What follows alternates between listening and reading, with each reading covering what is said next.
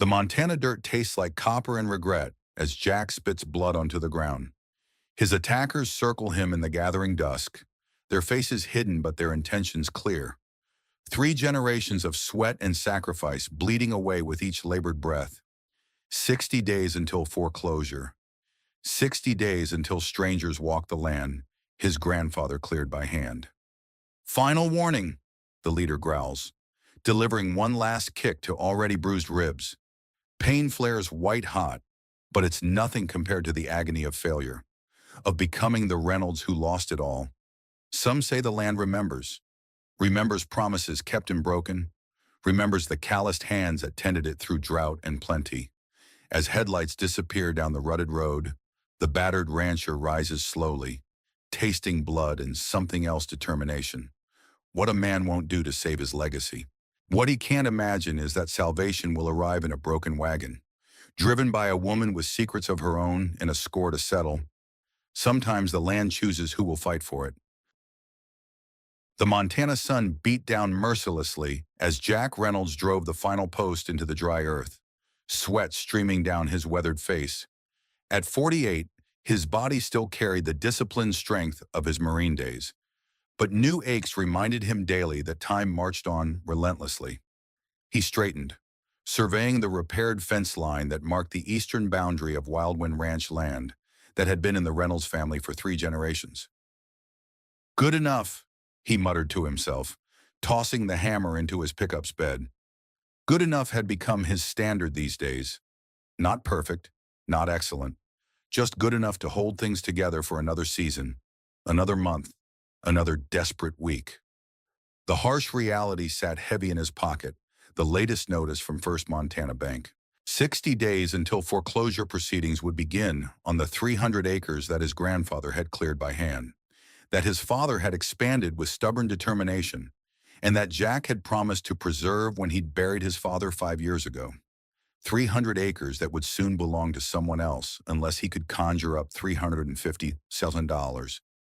Jack's horse, Thunder, a sturdy American quarter horse with intelligent eyes, nudged his shoulder as if sensing his distress. "I know, boy," Jack said, patting the horse's muscular neck. "I'm running out of tricks." The drought had devastated his hay production for the third consecutive year. The cattle herd was down to 30 head, barely enough to maintain operations. The small horse breeding program that had once been Wildwind's pride had dwindled to just 7 animals. Every avenue he'd explored for additional funding had led to a dead end. At night, alone in the ranch house that echoed with memories, Jack wrestled with the question that haunted him. Was it finally time to let go? The crack of a gunshot sliced through his thoughts. Jack's head snapped up, body instantly alert. The sound had come from the west, near the old logging road that rarely saw traffic. Another shot followed, then shouting, "Thunder, let's go!" Jack swung onto the horse's bare back with the fluid motion of someone who'd spent a lifetime in the saddle. The quarter horse responded immediately, breaking into a gallop toward the source of the commotion. Jack's mind raced through possibilities as they thundered across the pasture. Poachers, maybe, though hunting season was months away. Drug runners were known to use the remote roads that snaked through this part of Montana. Whatever it was, gunfire this close to his property meant trouble. As they crested the hill overlooking the logging road, Jack saw the scene unfold below. A handsome custom wagon with gleaming wood panels had been forced to stop, its wheel apparently damaged. 3 men on horseback surrounded it, one holding the driver at gunpoint, while the others appeared to be confronting someone inside the wagon. Even from this distance, Jack could tell this was no random encounter. The methodical positioning of the riders suggested an ambush. Without hesitation, he urged Thunder down the slope, his hand reaching for the rifle secured in the saddle scabbard, a habit from years of protecting his livestock from predators. "Hey!" Jack called out, his voice carrying the unmistakable authority of a man accustomed to command. "What's going on here?" The 3 men turned, startled by his approach. Up close, their appearance confirmed Jack's suspicions. These weren't locals. Their gear was too new, their manner too aggressive. The leader, a scar-faced man with cold eyes, kept his pistol trained on the wagon's driver while assessing Jack with a calculating gaze. "Private business. Rancher?" the man drawled. "Best ride on and forget what you saw." Jack's gaze shifted to the wagon. The driver, an older man in a professional uniform, sat rigid with tension, blood trickling from a cut on his forehead. From within the wagon, Jack caught a glimpse of a woman poised, elegant, and utterly furious. "This is my land you're on," Jack lied smoothly, knowing the road technically bordered his property. "And I don't recall inviting armed men to threaten travelers on it," the scarred man sneered. "Your land won't be yours much longer from what I hear. Reynolds, Wild Wind's days are numbered." The casual mention of his name and ranch sent a chill through Jack. This wasn't random. These men knew exactly who he was. Before he could process this, the man nearest the wagon made a sudden move, reaching for the door handle. In one fluid motion, Jack raised his rifle. "Step back," he commanded, his tone leaving no room for negotiation. Instead of complying, the man drew his weapon. Jack fired a warning shot into the ground near the man's horse, causing it to rear in panic. As the rider struggled to control his mount, Jack used the distraction to close the distance. The leader swung his pistol toward Jack, but Thunder responded to the subtle pressure of Jack's legs, sidestepping with remarkable agility. Jack brought the rifle butt down hard on the leader's arm, sending the pistol flying. The third man charged, but Jack was ready, dismounting in one swift movement to meet the attack head-on. Years of Marine combat training took over. Jack blocked a wild punch, countering with a precise strike to his attacker's solar plexus that left the man gasping for air. The second assailant had regained control of his horse and was circling back, drawing a knife from his boot. "Jack, down!" A woman's voice called from the wagon.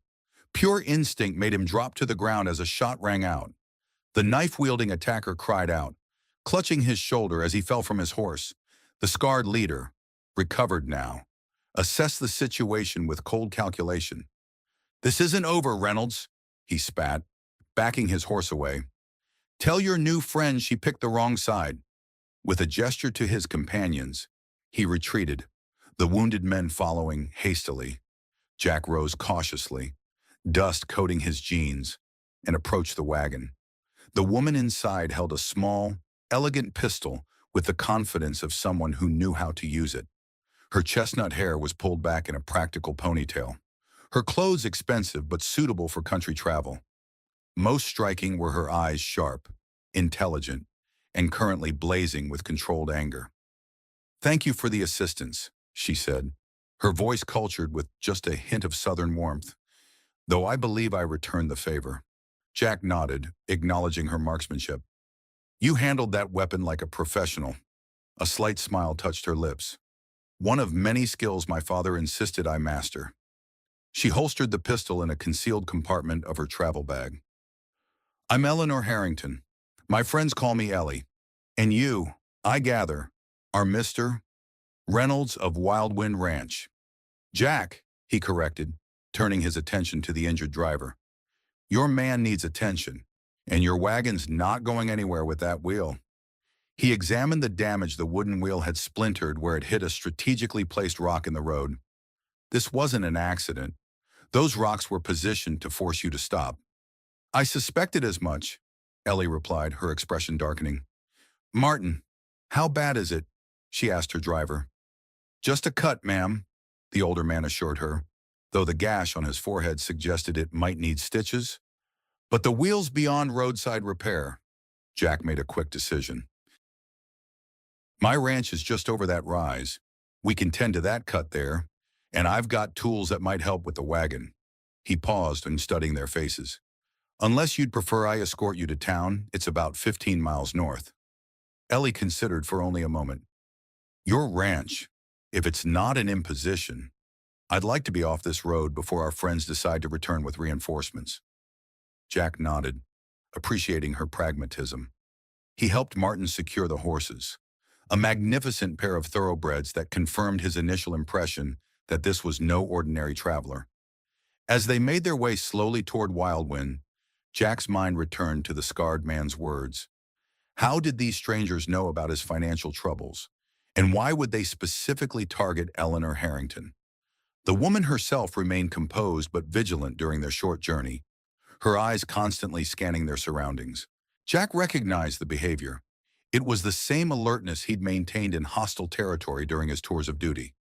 Whoever Eleanor Harrington was, she was accustomed to assessing threats.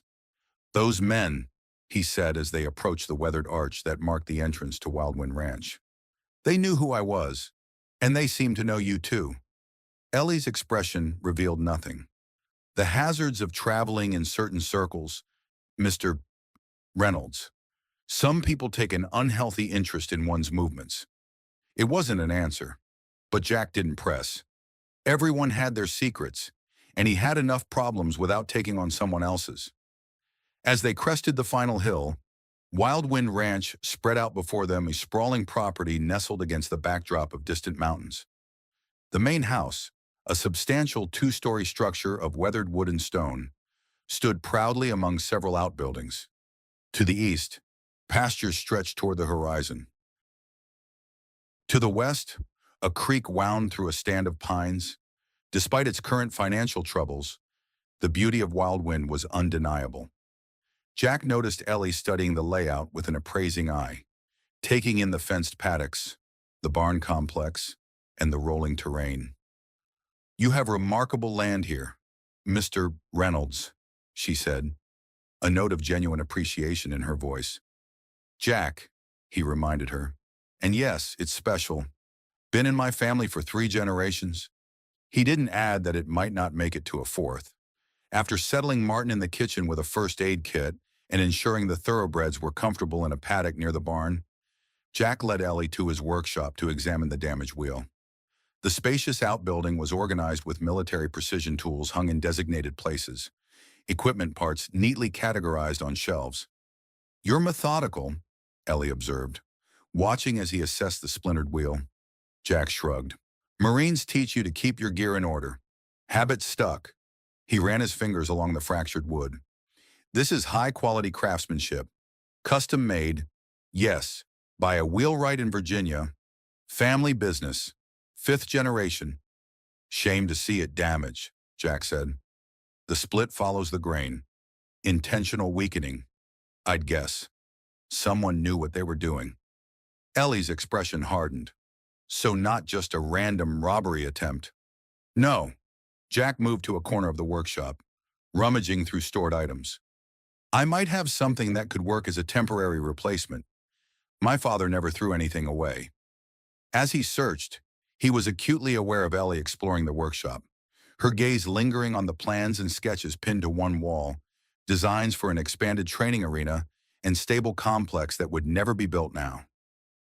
"You were planning expansions?" she asked.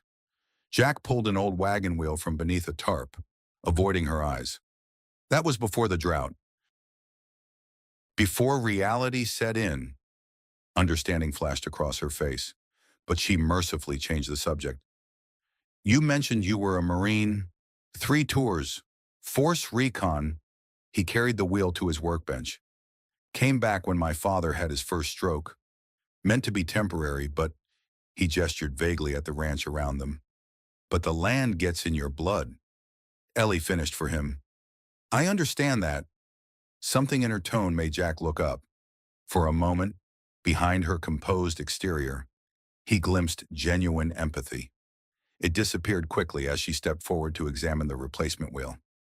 "Will this work?" she asked. "It's not a perfect match, but with some modifications, it should get you to town." Jack began gathering the tools he'd need. "I can have it ready by morning." "Morning?" Ellie frowned. "I was hoping we could be on our way sooner." Jack gestured toward the workshop window where dark clouds were gathering on the horizon.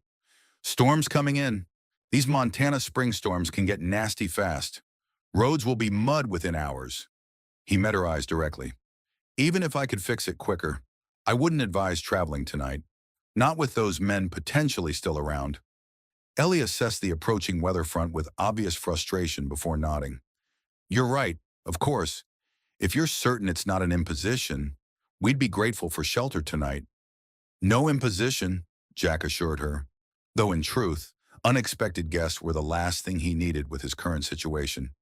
But his father's voice echoed in his memory. A Reynolds never turns away someone in need. Guest rooms are modest but clean, and I make a decent beef stew. A genuine smile briefly illuminated Ellie's face. Then we accept your hospitality, Jack Reynolds, and perhaps you'll let me compensate you for the repairs and lodging. We can discuss that tomorrow, he replied, turning his attention to the wheel. Some instinct told him that Eleanor Harrington was accustomed to solving problems with money. For reasons he couldn't quite articulate, Jack was determined not to be one of those problems. As he worked, he sensed her watching him, those intelligent eyes assessing more than just his repair skills. Jack had the distinct impression he was being evaluated, though for what purpose, he couldn't begin to guess. The storm arrived with dramatic suddenness just as Jack was finishing dinner preparations. Thunder cracked overhead as rain lashed against the windows of the ranch house. The wind howled around the eaves, a mournful sound that had always made the house seem lonelier to Jack. Tonight, however, the kitchen was filled with the aroma of simmering stew and the presence of unexpected companions. Martin, his head now properly bandaged, sat at the kitchen table regaling Jack with stories of roads traveled and adventures encountered. Ellie had excused herself to make a phone call, stepping onto the covered porch despite the storm's fury. Jack stirred the stew, half listening to Martin while watching Ellie through the window. Her posture had changed during the call, the casual elegance replaced by a commanding presence, even as rain swirled around her. She spoke with sharp, decisive gestures, clearly giving instructions rather than receiving them. When she ended the call and turned back toward the house, Jack quickly refocused on his cooking. "Smells wonderful," Ellie said as she re-entered, smoothing her damp hair. If she noticed his observation, she gave no indication. "I haven't had homemade stew in ages." "My mother's recipe," Jack replied, ladling the hearty mixture into bowls. "Secret ingredient is a touch of coffee." "Coffee?" Ellie raised an eyebrow, accepting the bowl with a grateful nod. "Unusual. Mom always said a little bitterness makes the sweet part sweeter." Jack set a basket of fresh baked bread on the table. "Like most things in life, I suppose." They ate in comfortable silence for a few minutes, the storm providing a dramatic backdrop to the cozy scene. Despite his financial worries, Jack found himself enjoying the simple pleasure of sharing a meal with others, something that had become rare in recent years. "This land," Ellie said eventually, breaking the silence. "How much of it is still actively worked?" The question seemed casual, but Jack sensed an underlying purpose. "About 200 acres for cattle and hay. The rest is either woodland or too rocky for cultivation." He hesitated, then added, "Used to lease another 100 acres to the north, but had to let that go last year. And horses, I noticed some quality stock in your paddocks." Jack's pride briefly overcame his caution. "Wild Wind was known for quarter horses once. My father had an eye for bloodlines. Built a solid breeding program." He stared into his stew. "We're down to just the core stock now. Because of the drought. Drought, rising costs, falling prices, take your pick." Jack reached for his water glass, wishing it contained something stronger. "Why the interest in my operation, Miss Harrington?" Ellie set down her spoon, meeting his gaze directly. "I'm a consultant for the equestrian industry. I evaluate properties and operations for potential investment or development." "Is that what brings you to this part of Montana?" Jack asked, skepticism evident in his tone. "Actually, yes," she replied smoothly. "I'm scouting locations for a client interested in establishing a training facility." Martin coughed slightly, drawing a quick glance from Ellie before she continued. "Your land caught my attention during preliminary research. The topography is ideal for certain types of training." Jack's hackles rose. "My land isn't for sale, Ms. Harrington, financial troubles notwithstanding." "I never suggested it was," Ellie countered, unruffled by his defensiveness. There are many forms of development that don't require change of ownership. Before Jack could respond, a tremendous crash of thunder shook the house, and the lights flickered once, twice, then died, plunging them into darkness. Perfect timing, Jack muttered, rising to retrieve the emergency lanterns he kept ready. As he moved through the familiar space, he heard Ellie's phone ring again. "Eleanor Harrington," she answered, her voice carrying in the darkness. There was a pause, then, "When are you certain?" Another pause. "No, secure the documents first. I'll handle the rest tomorrow." The tension in her voice was unmistakable. Jack returned with lit lanterns, setting one on the table between them. In the golden glow, Ellie's face appeared troubled. All business now. "Problem?" he asked. "Nothing that can't wait until morning," she replied, though her expression suggested otherwise. "Your power outages frequent, common enough during storms. Generators should kick in for the essential systems." As if on cue, the hum of the backup generator vibrated through the house, restoring lights to the main rooms. Jack was about to suggest coffee when a new sound cut through the storm's rumble, the frantic barking of his cattle dog. Scout. Jack was on his feet instantly. Scout was too well trained to raise an alarm without cause. "Something's wrong," he said, already moving toward the mudroom where he kept his boots and coat. "What is it?" Ellie asked, rising as well. "Scout doesn't bark at nothing." Jack grabbed his rifle from the rack by the door. "Stay here, both of you." But Ellie was already pulling on her own coat.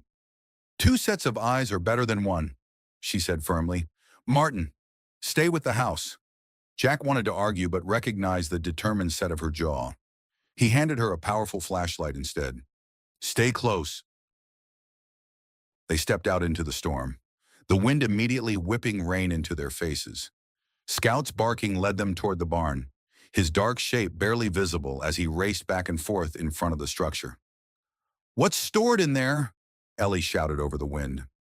"Hey, feed! Equipment!" Jack called back. "And 7 horses, including your thoroughbreds." As they drew closer, Jack detected what had agitated Scout, the acrid smell of smoke, barely perceptible through the rain-soaked air.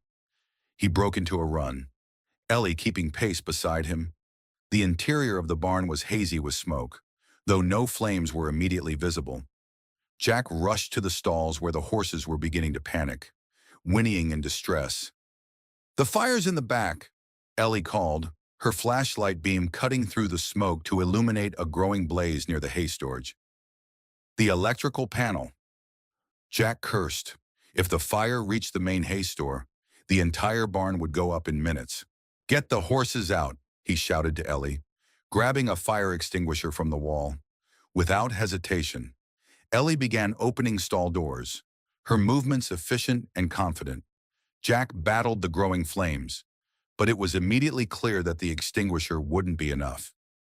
"Jack, the sprinkler system," Ellie called over the panicked sounds of the horses.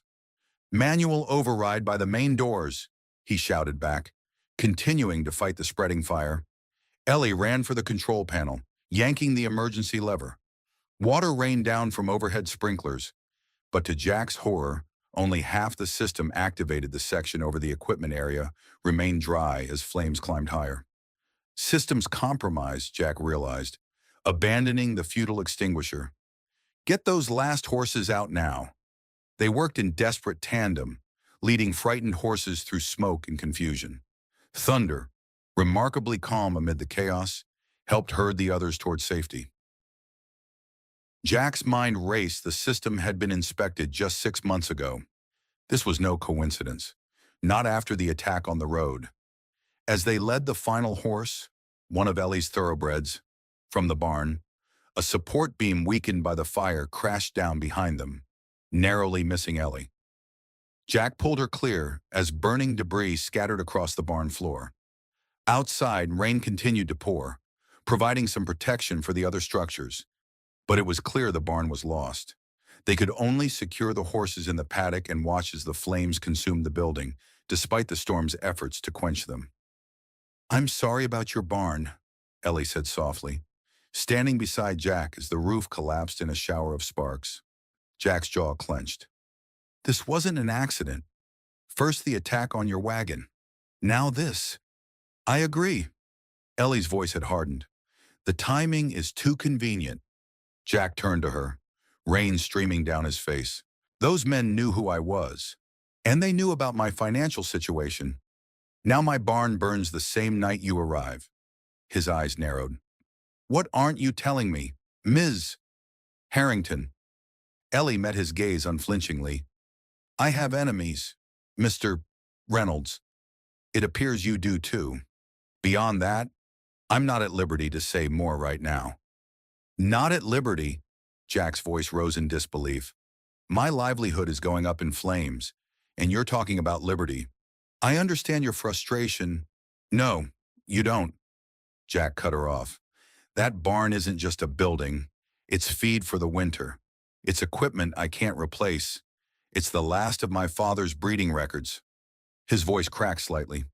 It's one more nail in Wildwind's coffin. Ellie's expression softened. Jack, The sound of approaching vehicles interrupted her. Headlights cut through the rain as two trucks pulled into the ranch yard, followed by a fire engine. Neighbors, Jack realized. In rural Montana, word traveled fast, and help came without being called. The next hours passed in a blur of activity.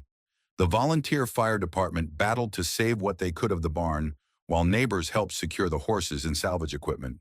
Jack worked alongside them, the physical labor a welcome distraction from the questions swirling in his mind. Ellie proved surprisingly capable in the crisis, organizing the retrieval of salvageable items and caring for the frightened horses with expert hands. Jack observed her quiet authority as she directed volunteers and calmed animals. This was no ordinary consultant. It was nearly dawn when the last of the neighbors departed, leaving promises of help for rebuilding. The rain had finally stopped, and a ghostly mist rose from the smoldering ruins of the barn. Jack, exhausted beyond words, found Ellie sitting on the porch steps, equally drained but still somehow composed. The fire chief says it was definitely arson, he said, lowering himself beside her. Accelerant used at multiple points, and the sprinkler system was deliberately disabled. Ellie nodded grimly. I suspected as much.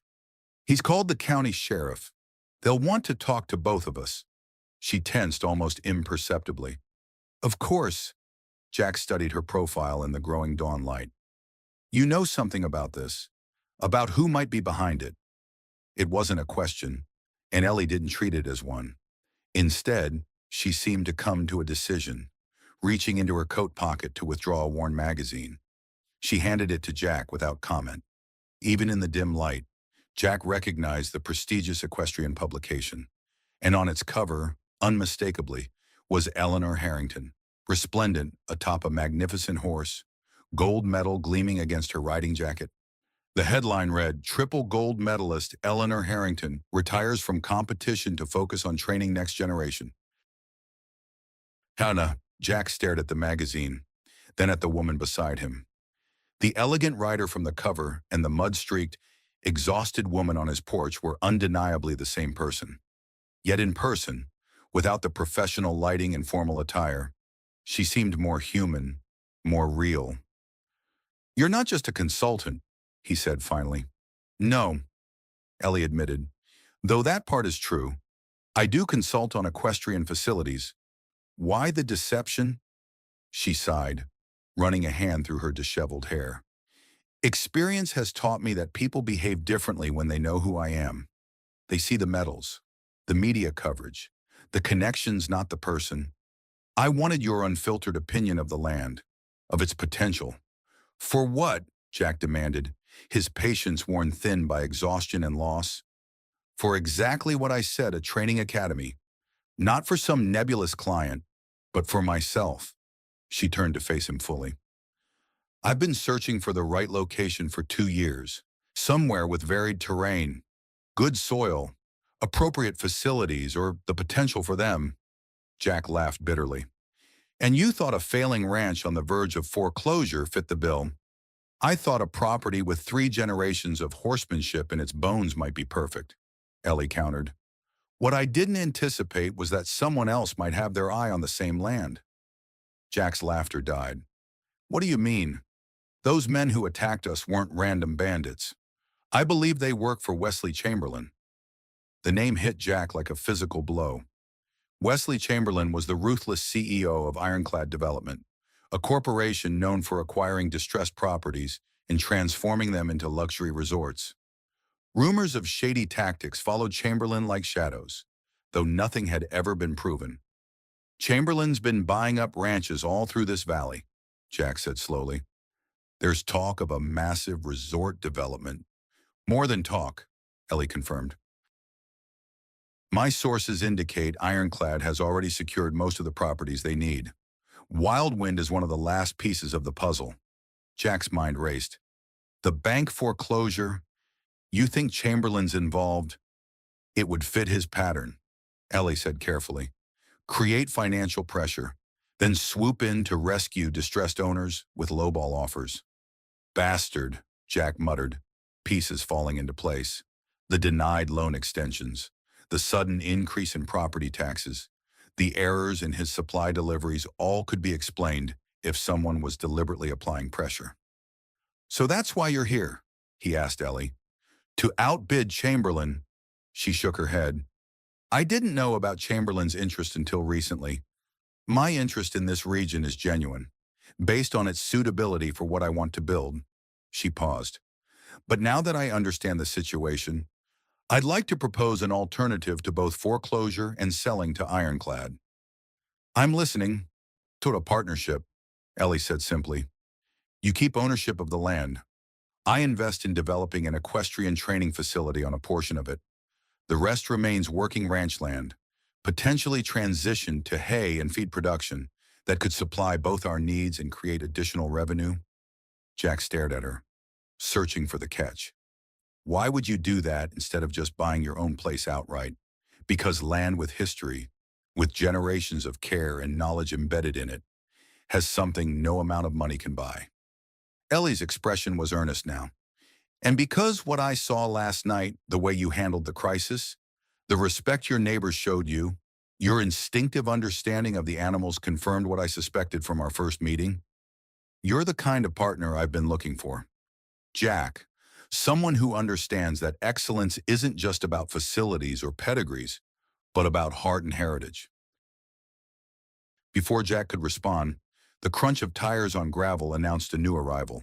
A county sheriff's vehicle pulled into the yard, followed by a plain sedan. As they approached the porch, Jack recognized Sheriff Dan Hollister, a man he'd known since high school. The other man, however, was a stranger tall, distinguished, with an air of quiet authority. Jack, the sheriff greeted him with a grim nod. Heard about the fire. Damned shame. Dan, Jack acknowledged, rising stiffly from the steps. Thanks for coming out. The sheriff turned to Ellie with obvious recognition. Ms. Harrington, didn't expect to find you here. Sheriff Hollister, Ellie replied cordially. Unfortunately, I seem to be at the center of some unwelcome excitement. So it seems, the sheriff gestured to his companion. This is Agent Keller, FBI. He'd like to ask you both some questions. Jack's eyebrows rose. The FBI's presence elevated the situation beyond a simple case of arson. He glanced at Ellie, whose expression revealed nothing beyond appropriate concern. Of course, she said smoothly. Though I should mention that Jack and his neighbors have been fighting the fire all night. Perhaps questions could wait until after some rest. Agent Keller shook his head. I'm afraid this matter is time-sensitive. Miss Harrington, we have reason to believe last night's fire is connected to an ongoing federal investigation. Jack looked between the agent and Ellie, a suspicion forming. What kind of investigation? One involving Wesley Chamberlain and Ironclad Development, Keller replied, confirming Jack's growing intuition.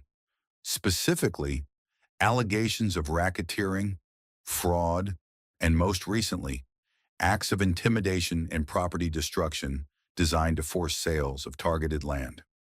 Ellie's posture changed subtly, a tightening of shoulders, a sharpening of focus. And you believe Wildwind Ranch is one of those targets? We know it is, the agent stated. What we don't know is why you're here. Ms. Harrington, your presence adds an unexpected variable to the situation. Jack turned to Ellie, the question hanging between them. She met his gaze briefly, then addressed the agent. My interest in this property is legitimate and completely separate from Chamberlain's, she said firmly. I'm exploring a potential business partnership with Mr. Reynolds related to equestrian training. Keller studied her with professional skepticism. A rather convenient coincidence. Not entirely, Sheriff Hollister interjected. Ms. Harrington has been researching properties throughout the county for months. My office assisted with some background checks on available parcels back in January. Jack looked at Ellie with renewed curiosity. She'd been investigating the area long before his financial situation had become desperate. Nevertheless, Agent Keller continued, your presence may have accelerated Chamberlain's timeline. Our intelligence suggests Ironclad was planning to wait for the formal foreclosure before moving on this property. The attack on your wagon and subsequent fire indicate they've abandoned subtlety, making them more dangerous, Jack concluded, and potentially more vulnerable, Keller agreed. Desperation leads to mistakes. As the conversation continued inside the house over much-needed coffee, Jack learned the extent of the FBI's investigation into Ironclad development. For over 2 years, they had been building a case against Wesley Chamberlain, documenting a pattern of fraudulent practices and increasingly aggressive tactics. We've identified several of Chamberlain's operatives, Keller explained, spreading photographs across the kitchen table. Jack immediately recognized the scarred man who had led the attack on Ellie's wagon. Thomas Reeves, former military contractor with a record of assault charges that mysteriously disappeared. He's Chamberlain's enforcement specialist. That's him, Jack confirmed. He knew my name, knew about my financial troubles. Keller nodded grimly. Chamberlain's operation is sophisticated. They typically insert people into local banks, tax offices, anywhere they can manipulate the financial pressure on target properties. So my loan extensions being denied, the tax reassessment, probably not coincidental, the agent confirmed. Jack felt a complicated mix of emotions, anger at being manipulated, relief that his failures weren't entirely of his own making, and a growing determination to fight back. What do you need from us? He asked. Cooperation, Keller replied simply. We're close to bringing charges, but we need more concrete evidence linking Chamberlain directly to these intimidation tactics. Most victims have been too frightened to testify. Or too defeated, Jack added, thinking of neighboring ranches that had sold under suspicious circumstances. Exactly, Keller agreed, which makes your situation unique. Mr. Reynolds, with Ms. Harrington's unexpected involvement, Chamberlain's operation has been forced into the open. The attack on a public figure of her stature changes the equation. Ellie, who had been quietly observing, leaned forward. You want to use us as bait, she stated. Not a question. Keller had the grace to look uncomfortable. I wouldn't put it that way. But that's what it amounts to, she pressed. You want Chamberlain to believe his intimidation is working, that Jack is considering selling in hopes he'll reveal himself more directly. It would accelerate our timeline considerably, the agent admitted, and put Jack at even greater risk, Ellie countered. His barn is already gone. What's next? His house, his livestock. We would provide protection, Sheriff Hollister assured them, discreet but effective. Jack considered the proposal, weighing the risks against the satisfaction of helping bring down the man who had contributed to his current predicament. But something still nagged at him. You seem to have a personal stake in this, Ms. Harrington, he observed. Beyond your interest in my land. Ellie exchanged a glance with Agent Keller, who nodded slightly. Eleanor Harrington isn't just cooperating with our investigation, Keller explained. She's been instrumental in initiating it. Jack looked to Ellie, who met his gaze with a mixture of determination and old pain. Chamberlain didn't start with Montana, she said quietly. 5 years ago, He used the same tactics in Virginia to acquire a significant portion of horse country, including, her voice faltered momentarily, including my family's breeding farm. My father fought the pressure until his heart gave out. After his death, I had no choice but to sell.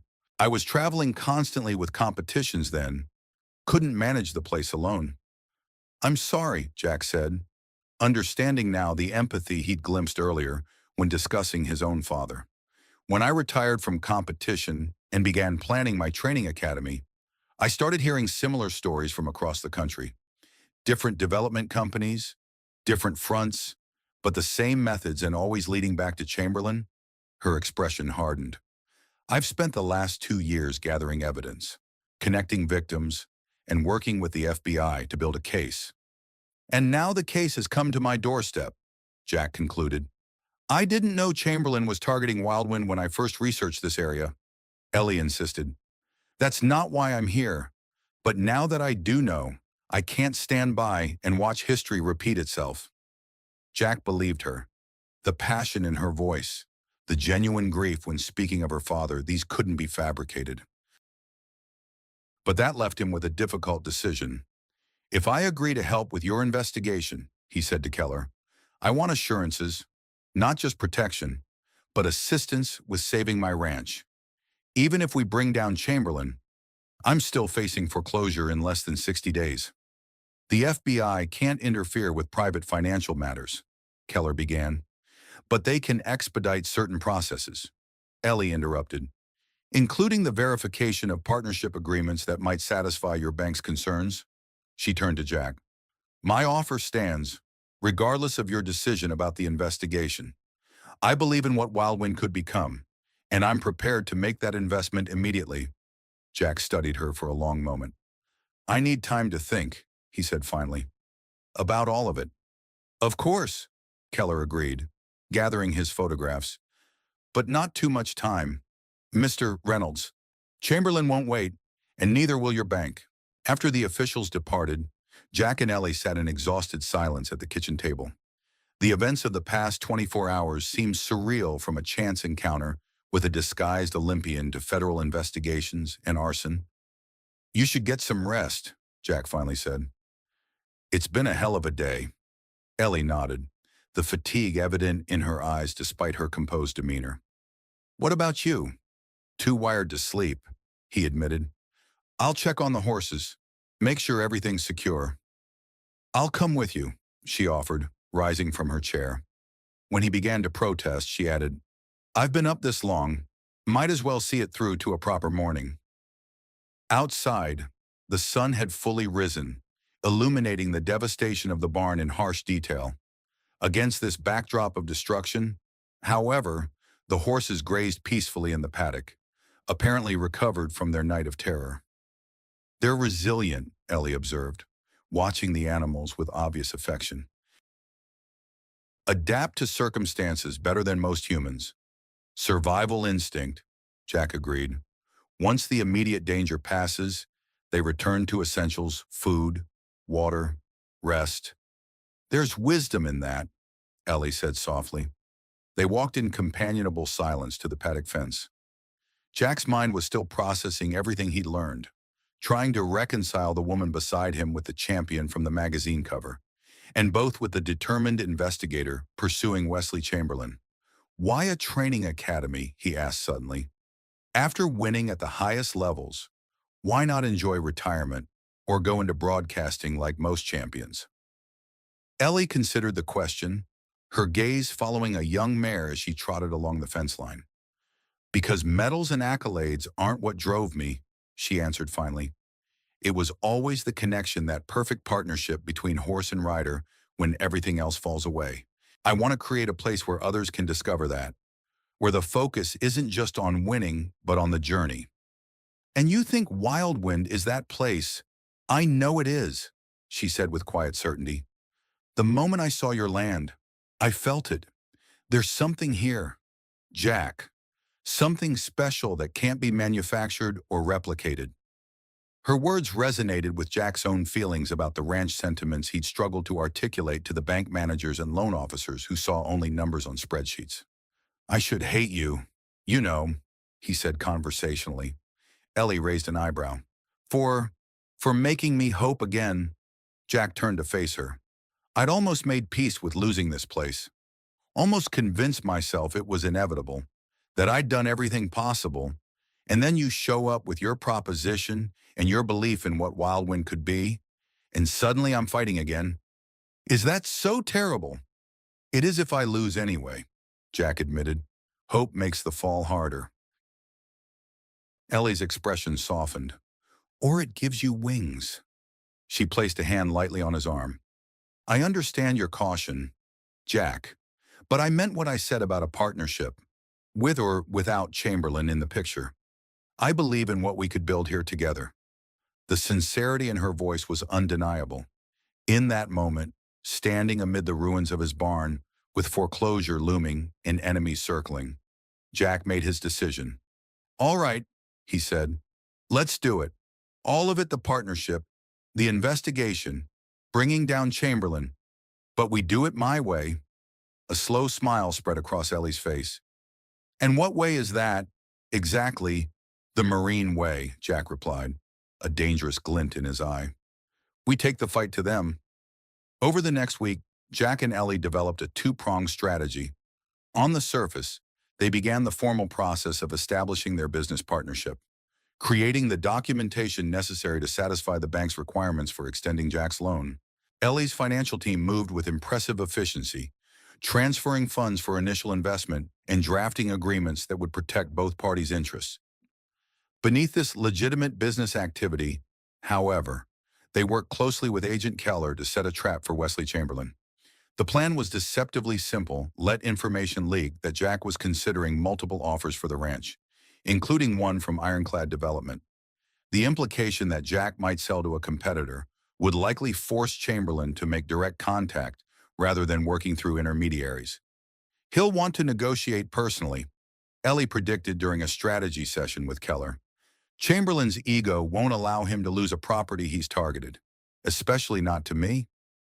Why especially not to you? Jack asked. A shadow crossed Ellie's face. Because I was the one who got away. After my father died and I sold our farm, Chamberlain approached me about becoming the face of his equestrian resorts, using my name and reputation to attract wealthy clients. I refused, publicly. He doesn't forgive perceived slights. The personal dimension of the conflict explained much about Ellie's determination, but it also added risk. Chamberlain's vendetta against her might make him more reckless or more dangerous. As part of their cover, Jack and Ellie began working openly on plans for the training academy. They brought in architects to survey the property, met with county officials about permits, and began clearing debris from the burned barn. To any observer, it would appear that Wildwind Ranch was being transformed through legitimate investment. The response from the community was mixed. Some neighbors welcomed the economic boost the academy would bring to the struggling region. Others viewed the changes with suspicion, seeing them as the beginning of the end for traditional ranching in the valley. Jack found himself defending Ellie and their partnership at the local diner, the feed store, and even his own kitchen when friends stopped by. She's not buying me out, he explained repeatedly. This is a partnership. The ranch stays a working operation. Most were eventually convinced, especially when Jack began hiring local workers to help with the initial construction. In a region where jobs were scarce, the influx of work was a powerful argument. Through it all, Jack was surprised by how naturally he and Ellie fell into a working rhythm. Her expertise in equestrian facilities complemented his knowledge of the land. They disagreed often, Ellie's vision, sometimes clashing with Jack's practical concerns, but these disagreements inevitably led to better solutions than either would have developed alone. More surprising was the ease of their personal relationship. Despite their different backgrounds, they shared core values of respect for tradition balanced with innovation, a deep connection to the land, and an unwavering work ethic. In quiet evenings after long days of planning and building, they exchanged stories of their fathers, finding common ground in the legacies they had inherited and the responsibilities they carried. Then, 10 days after the fire, the trap was sprung. Jack received a call from his bank manager requesting an urgent meeting regarding his loan situation. When he arrived at the bank, he found not only the manager but also Wesley Chamberlain himself, impeccably dressed and radiating confident authority. "Mr. Reynolds," Chamberlain greeted him with practiced warmth. "I hope you don't mind my joining this discussion. I believe I may have a solution to your financial difficulties." Jack feigned surprise and concern. "Mr. Chamberlain, I wasn't aware Ironclad had an interest in my situation. We take a keen interest in the economic health of communities where we invest," Chamberlain replied smoothly. "And we've been developing quite a presence in this valley." The bank manager, clearly uncomfortable, excused himself to give them privacy. Once alone, Chamberlain's demeanor shifted subtly, the warmth receding, replaced by calculated assessment. "Let's speak frankly. Reynolds, your ranch is failing. The bank will foreclose in less than 50 days. I'm offering you a lifeline $400,000 for the property, well above market value given its condition. You walk away debt-free with a substantial sum to restart elsewhere." Jack pretended to consider the offer. "That's generous," he acknowledged. "But I've recently entered into preliminary discussions with another investor." Chamberlain's eyes narrowed. "Eleanor Harrington," he stated flatly. "Yes, I'm aware of her sudden interest in Wildwind. Then you know she's offering a partnership, not a buyout. I keep the land. We develop jointly." "A charming fantasy," Chamberlain dismissed with a wave of his manicured hand. "Ms. Harrington's equestrian academies are passion projects, not sustainable businesses. Within 3 years, you'll be facing the same financial problems, but with your land encumbered by facilities you can't maintain." The assessment was precisely calculated to target Jack's deepest fears about the partnership. Had he not spent the past week working closely with Ellie and her financial team, seeing the detailed projections and thoughtful planning, the argument might have resonated. "I appreciate your concern," Jack said carefully, "but I'm inclined to pursue the partnership option." Chamberlain's expression hardened. "That would be a mistake, Reynolds, one you might not have the luxury of correcting." The threat was thinly veiled. "My offer stands for 48 hours. After that, circumstances may change in ways that affect the property's value." "Hours such as another convenient fire," Jack suggested, dropping all pretense. Chamberlain didn't flinch. "Accidents happen, especially on aging ranches with outdated electrical systems. Tragic, but not uncommon." He rose, buttoning his tailored jacket. 48 hours. Reynolds, be sensible." After Chamberlain departed, Jack immediately contacted Agent Keller. The conversation had been recorded through a device concealed in Jack's jacket, but the implied threats weren't explicit enough to justify immediate action. "We need more," Keller explained. "Something that directly links him to the attacks. Keep playing along. Make him believe you're wavering." The next day, Jack arranged to be conspicuously arguing with Ellie in the local diner, loud enough for other patrons to overhear his doubts about their partnership. Word would inevitably reach Chamberlain's local informants. That evening, as planned, Jack drove alone to a remote section of the ranch, ostensibly to check fencing, but actually to set up the next phase of their trap. He worked by the headlights of his truck, aware that he was likely being observed. The attack, when it came, was swift and brutal. 3 men emerged from the darkness, faces concealed by masks. Jack fought back with controlled ferocity, landing several strategic blows before allowing himself to be overwhelmed. As they pinned him against his truck, the leader, unmistakably Thomas Reeves, despite the mask, delivered Chamberlain's message. "Final warning, Reynolds, sign the deal, or next time we won't stop with a beating." When they departed, Jack remained slumped against his truck until certain they were gone. Then he retrieved his phone from its hiding place and confirmed that the entire encounter had been recorded, both audio and video, by devices Agent Keller had positioned earlier. "Got you, you bastards," Jack muttered through bloodied lips, feeling a grim satisfaction despite his injuries. When he returned to the ranch house, Ellie's shock at his condition quickly turned to cold anger. "This has gone far enough," she declared, cleaning a cut above his eye with gentle hands that contrasted with her fierce expression. "We're ending this now. We need to stick to the plan," Jack insisted. "Keller says we're close to connecting Chamberlain directly. And what if next time they don't stop with a beating?" Ellie demanded. "This isn't worth your life, Jack." "It's not just about Chamberlain anymore," Jack replied, wincing as she applied antiseptic. "It's about all the others he's targeted, all the families who lost their land, their legacies. Someone has to stand up to him."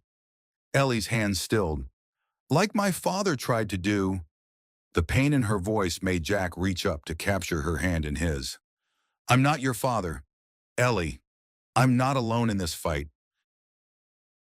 Their eyes met, an unspoken current passing between them. In that moment, the partnership that had begun as a business arrangement crystallized into something deeper, a shared purpose that transcended financial considerations or even justice. "No, you're not alone," Ellie agreed softly.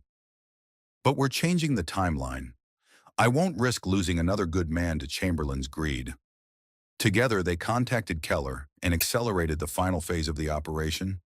Rather than waiting for Chamberlain to incriminate himself further, they would confront him directly at the upcoming Ironclad Investment Gala, scheduled to take place in 2 days at the exclusive Mountain Harbor Resort. "It's risky," Keller warned. "We still don't have enough to guarantee charges will stick." "Then we'll get more," Ellie stated with quiet determination. "I have sources inside Ironclad's financial operation who can provide access to their servers during the gala, when security will be focused elsewhere." "Breaking and entering wasn't part of our agreement," the agent protested. "Not breaking," Ellie corrected. "I have an invitation, and while Chamberlain is busy charming potential investors, Jack and I will be having a private conversation with his executive assistant, who happens to be my second cousin and has been feeding me information for months." Keller looked between them, clearly unhappy with the change in plans, but recognizing their determination. "You have until midnight," he conceded finally. "If you haven't secured concrete evidence by then, we move in anyway." The night of the gala arrived with a theatrical sense of timing, clear skies, a full moon illuminating the mountains, the exclusive resort gleaming with lights as luxury vehicles delivered Montana's wealthy elite, along with out-of-state investors eager to claim their piece of the last best place. Jack adjusted his unfamiliar tie, feeling exposed in the formal attire Ellie had insisted upon. "Remind me again why I can't just wait in the car." Ellie, resplendent in a midnight blue gown that transformed her from competent horsewoman to sophisticated socialite, smiled as she straightened his collar. "Because Chamberlain needs to see us together, united. It will unsettle him, make him more likely to react impulsively when we confront him later." They entered the gala with practiced confidence. Ellie's arm linked through Jack's as she guided them through the social currents with the ease of someone accustomed to such events. Jack observed the dynamics with a tactical eye noting security positions, exit routes, and the location of key players. Wesley Chamberlain held court near the center of the grand ballroom, surrounded by attentive listeners as he described Ironclad's vision for preserving Montana's heritage through thoughtful development. The hypocrisy made Jack's recently bruised ribs ache with suppressed anger. Chamberlain spotted them almost immediately, his practiced smile faltering momentarily before recovering. With a murmured excuse to his audience, he approached, champagne flute in hand. "Ms. Harrington," he greeted Ellie with cold civility. "What an unexpected pleasure. And Mr. Reynolds, you're looking somewhat battered." "Hazards of ranch work," Jack replied evenly, "though some hazards are less natural than others." "Indeed," Chamberlain agreed, his eyes calculating. "One wonders why you persist in such a dangerous profession when other options are available." "Some things are worth fighting for," Ellie interjected, her smile razor-sharp. "As you well know, Wesley—" The use of his first name clearly irritated Chamberlain, a small victory that Jack noted with satisfaction. "I assume your presence here means you've reconsidered my offer, Mr. Reynolds," Chamberlain asked, ignoring Ellie. Actually, Jack replied, we're here to make a counter-proposal. Sonner, Chamberlain's eyebrow arched with genuine surprise. Both of you, as equal partners in Wildwind's future, Ellie confirmed. We'd like to discuss it privately. Perhaps in your office here, I understand you maintain a rather impressive operational center at the resort.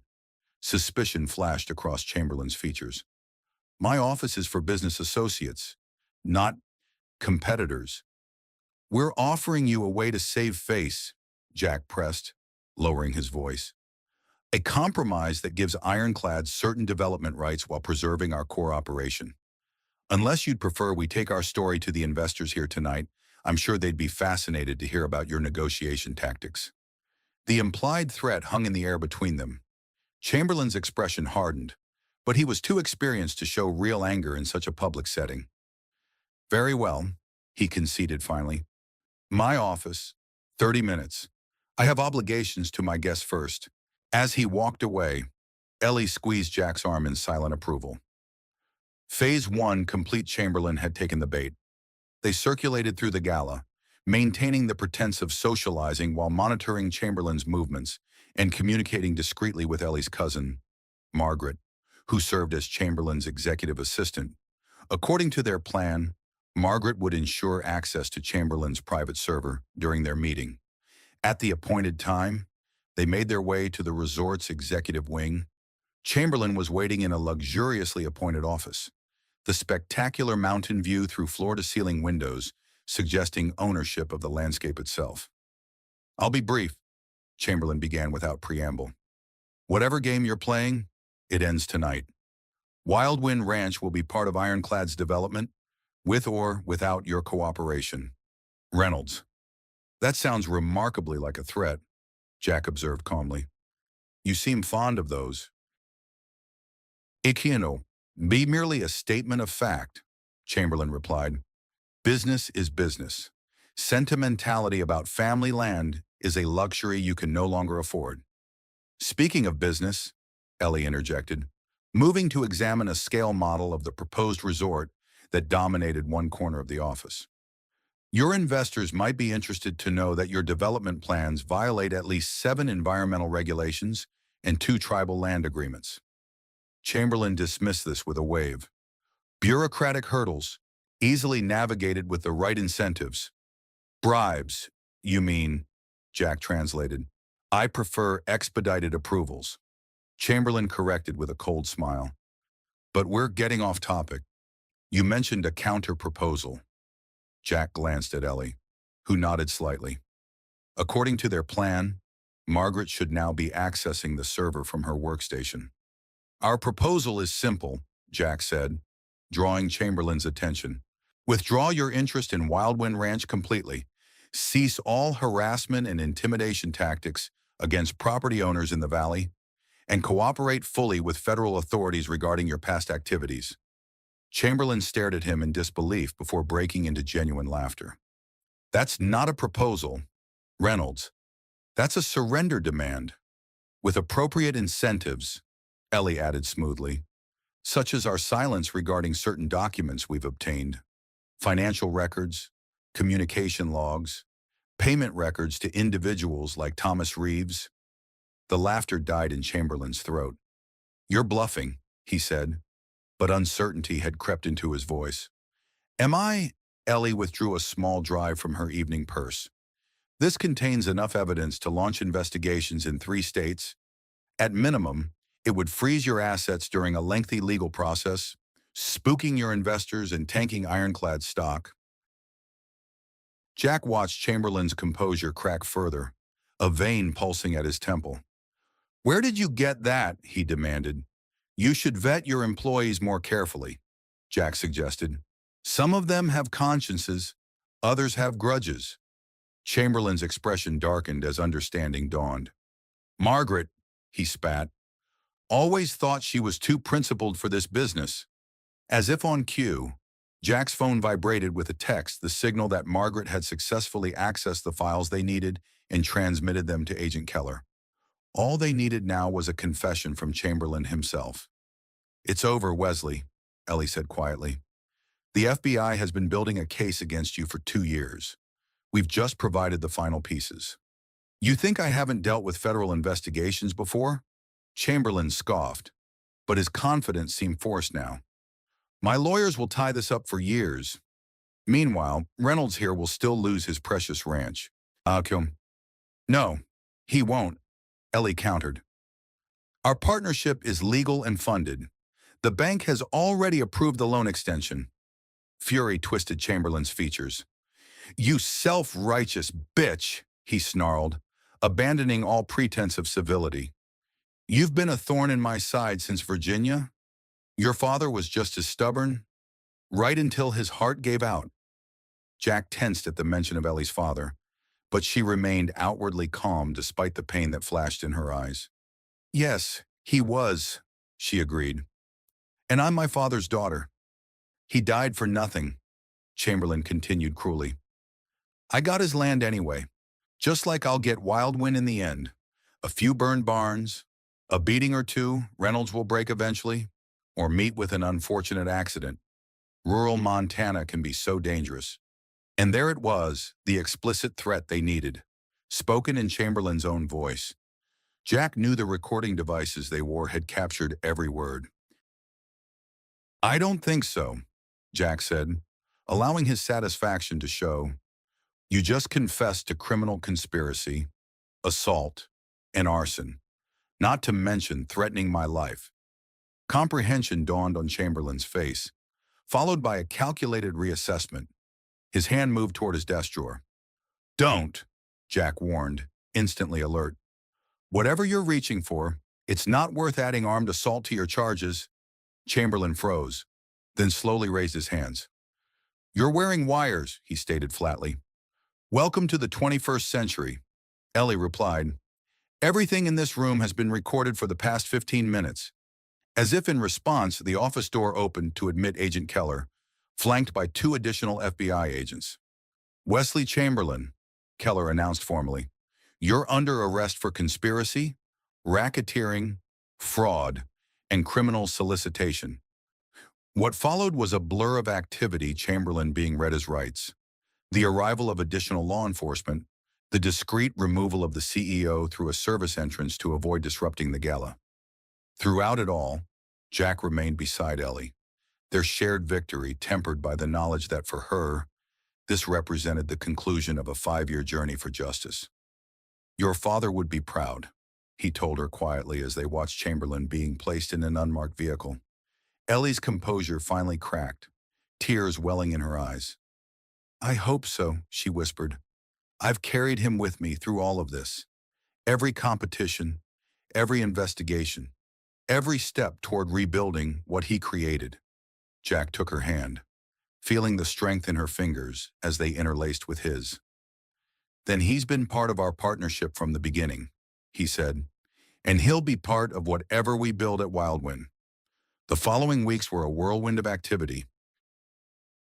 News of Chamberlain's arrest sent shockwaves through the development community and brought renewed scrutiny to Ironclad's projects nationwide.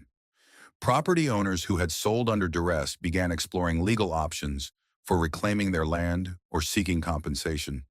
At Wildwind Ranch, construction began in earnest on the training facilities that would form the core of Lancaster Reynolds Equestrian Academy. The name had been Jack's suggestion, honoring Ellie's family name alongside his own, a true partnership in every sense. The community's response evolved from skepticism to cautious enthusiasm as local contractors were hired and economic benefits became tangible. Jack found himself in the unexpected role of bridge builder, helping neighbors understand how the academy would complement rather than replace traditional ranching operations. Most surprising to Jack was how naturally he adapted to the changes in his life. Working alongside Ellie, he discovered an aptitude for facility design and training program development that complemented his existing skills. His innate understanding of horses and the land proved invaluable as they refined their vision for the academy.